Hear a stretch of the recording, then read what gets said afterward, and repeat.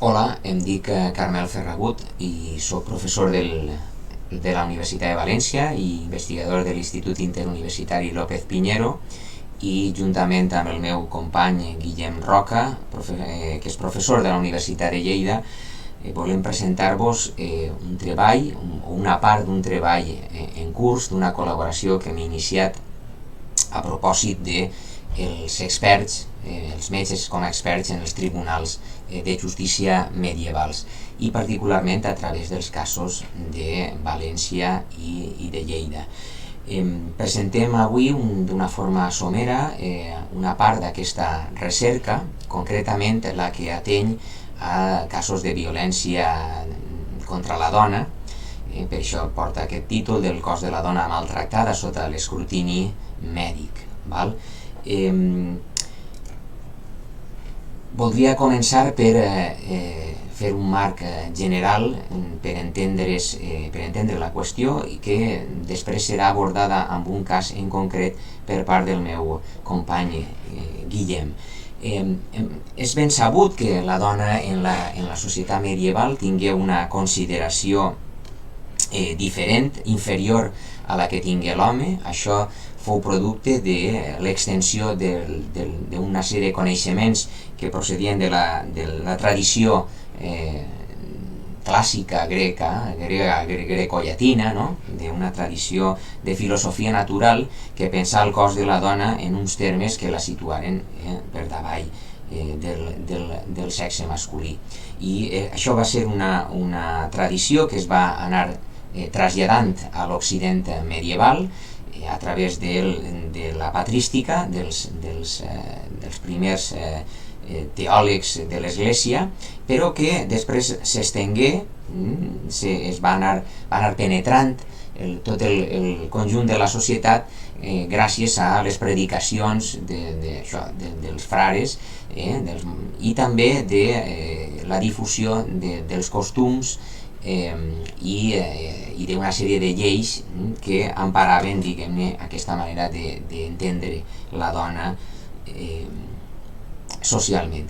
Les funcions de la dona eren molt bàsiques des d'aquesta perspectiva, eren acompanyar l'home i sobretot perpetuar l'espècie.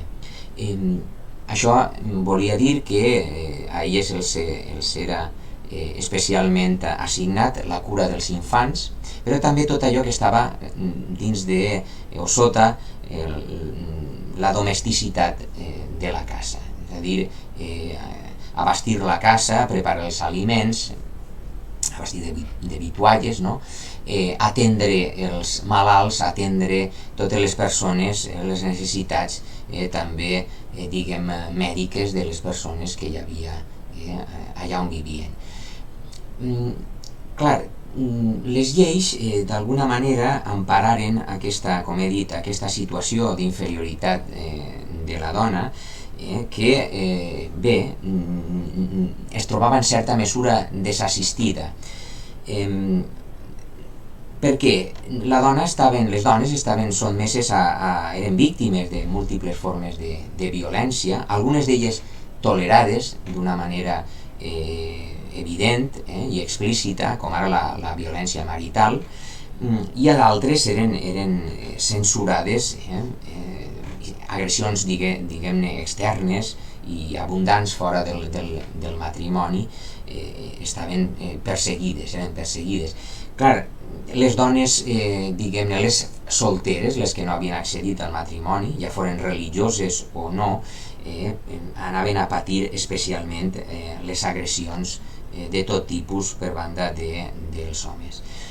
Això no exclou que hi hagués una alta sensibilitat envers aquesta violència patida per les dones, ja en primer lloc, per descomptat, per les famílies, per les mares i els pares, on els sentiments, lògicament, que menen envers els fills, no? El patiment dels fills són molt clars, però també la deshonra i el deshonor per a la família són un problema que s'havia d'abordar i de superar d'alguna manera. Les formes de violència que hem estudiat en el nostre cas són 4. En primer lloc, com havia dit, la violència dins del matrimoni, l'exercida pels marits envers les seues esposes, que pot arribar a dur a la mort. En segon lloc, les agressions sexuals, particularment les violacions, en el nostre cas, sempre les documentades a menors, que comporten un desflorament i, en molts casos, i la pèrdua de la virginitat. I en aquest cas ens trobem davant d'un fenomen també de gran importància per a la societat medieval, tant des d'un punt de vista religiós com social, perquè l'ideal, diguem-ne, des del punt de vista religiós d'una persona és la castedat. Allò més abominable és el pecat més abominable és la luxúria, tot allò que condueix a ella ha de ser perseguit, no? Però també l'arribada al matrimoni de la dona en un estat de virginitat tenia un pes, diguem-ne, social i també molt, molt important. Aquesta preservació era una qüestió determinant per a l'honor. També hi ha un tercer àmbit. Les dones empresonades són vulnerables, són molt vulnerables, particularment en els moments en què conviuen amb homes, no? I també hi ha una qüestió molt important, que és el turment. Les dones són torturades per la justícia, igual que ho eren els homes, per tal d'esclarir els fets que puguen haver-se esdevingut per exemple, en un crim, no? I en quart lloc tenim agressions que s'han produït al carrer, agressions producte d'una violència quotidiana, més o menys estesa i comuna, no? Clar, en els tribunals, quan arribaven a aquest tipus de casos de violències i d'agressions contra les dones, era sempre molt important, o sobre els homes, no? Sobre qui fos, medir el grau de violència, la causa, la legitimitat, el grau en el que s'ha exercit. També és molt important determinar les causes d'una ferida o d'una mort, no? I fins i tot establir un pronòstic, és a dir, la persona agredida, com va evolucionar, si va poder recuperar la seva normalitat o va quedar, per dir-ho així, discapacitada, no? Clar, tot això eren qüestions que havien de determinar els jutges, d'acord? I les particularitats del dret romà contribuïren o facilitaren un procés d'investigació en el qual els jutges de qualsevol cort podien utilitzar l'opinió experta, sol·licitar informes pericials d'una gamma d'individus, en el nostre cas de professionals de la medicina,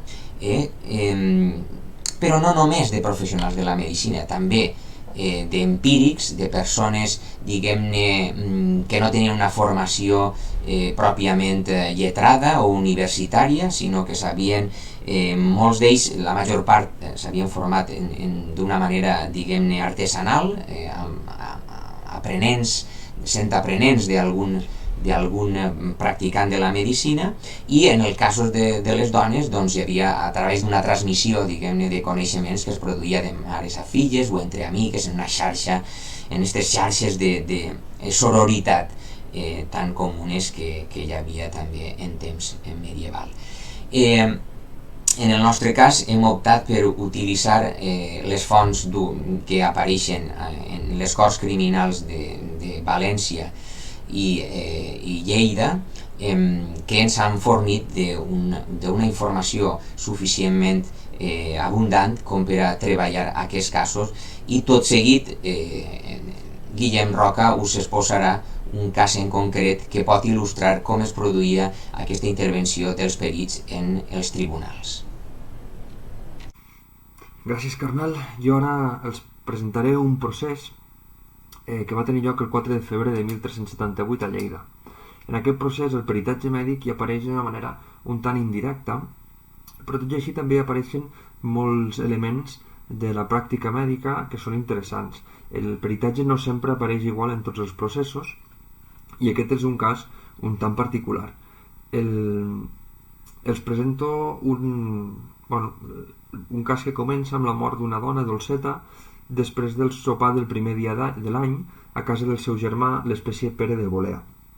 Se'ns diu que després de sopar, quan la dona de Pere de Bolea i una serventa han anat a arreglar les coses del sopar, la germana marxa cap a casa i mentre baixa per les escales pateix entrapusse, pateix un accident i cau per les escales, de manera que pateix un traumatisme cranioencefàlic perquè se'ns diu, no, que li raja sang del nas i sang de les orelles i de fet després del procés deixa de parlar i no es recuperarà.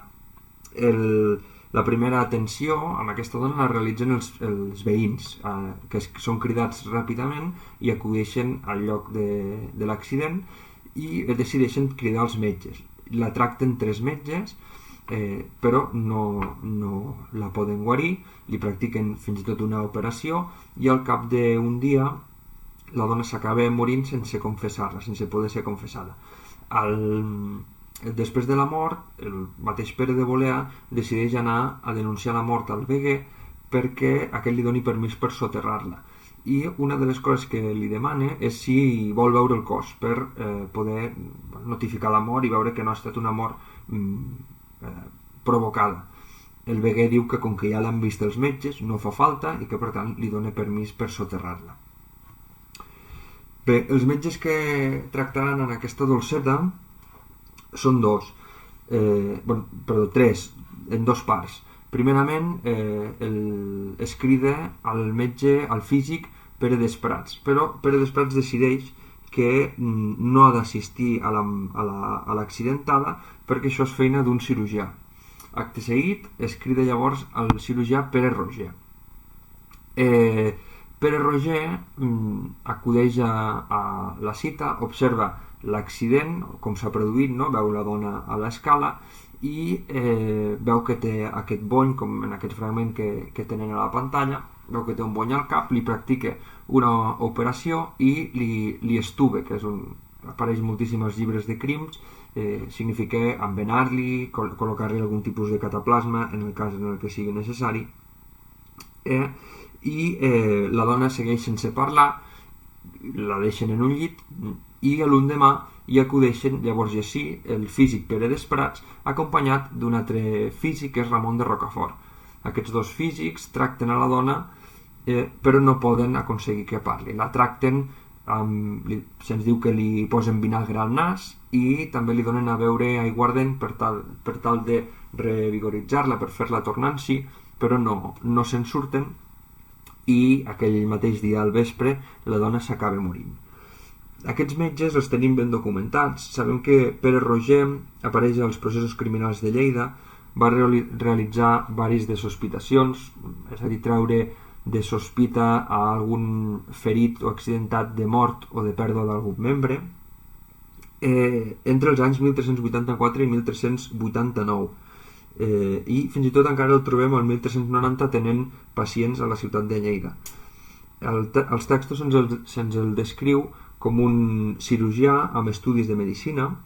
El 1386 es diu que era cirurgià i estudiant de medicina i el 1390 apareix ja com a cirurgià i batxiller en arts i en medicina. L'altre metge, Pere Desprats, apareix també en diverses deshospitacions durant una franja molt gran de temps, entre 1339 i 1368, i també el documentem com a físic i mestre en medicina. Ramon de Rocafort apareix en una menció molt curiosa, apareix entre 1371 i 1379, sabem que era físic i el 1371 apareix perquè el comte d'Urgell demana a la ciutat que el llicenciïn perquè pugui anar a tractar a la comtessa d'Urgell. Es refereix a la comtessa Beatriu de Cardona, que era esposa de Pere d'Urgell i que va morir entre 1371 i 1372.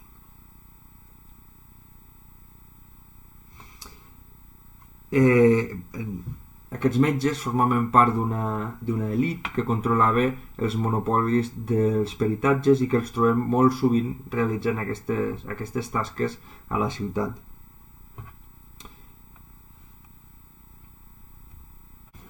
Però per què es produeix el procés? Doncs el procés es produeix perquè en un moment donat sembla que apareix a la ciutat el rumor de que Pere de Bolea havia assassinat a la seva germana i per això ell mateix decideix encetar aquest procés, demanar a les autoritats que investiguin per salvar el seu honor. Doncs les autoritats hi ha un interès per part seva per descobrir la veritat, citen els diferents testimonis i fins i tot el veguer és citat a declarar i diu que ell va donar llicència perquè li van dir que hi havien hagut metges, que els metges l'havien vist i que els metges havien pogut veure que realment havia estat un accident i no un assassinat. Es cita també a declarar al cirurgià perquè el cirurgià és el qui veu el cos en el moment de l'accident, veu la dona en el moment de l'accident al peu de les escales i no es cita a declarar als físics perquè els físics la veuen l'endemà. És en la declaració del cirurgià on apareix aquest peritatge indirecte que comentava al principi i el cirurgià declara que efectivament havia estat un accident i de fet en la seva operació és capaç de veure que la dona ja havia estat operada quan l'opera al cap, que havia estat operada amb anterioritat d'una caiguda semblant i tots els testimonis reforcen la idea de l'embriaguesa. La dona era embriaga, es torbava sovint de vi i arran d'això sembla que ja va caure una primera vegada i ha caigut aquesta segona vegada sense poder-se recuperar de l'operació. També es menciona sovint la tristesa de la família per justificar que no havia estat un assassinat i també el fet de si va parlar o no va parlar després de l'operació, per si en algun moment donat ella va poder explicar el que li havia passat. Això es fa perquè realment el testimoni del metge és un testimoni més, com passa amb tots els peritatges, i el jutge busca reforçar aquesta idea. En aquest cas, finalment s'acaba absolent a Pere de Bolea i no se'l condemna per la mort de la seva germana, que tot apunta que va ser una caiguda. Doncs bé, fins aquí i moltes gràcies per l'atenció. Merci.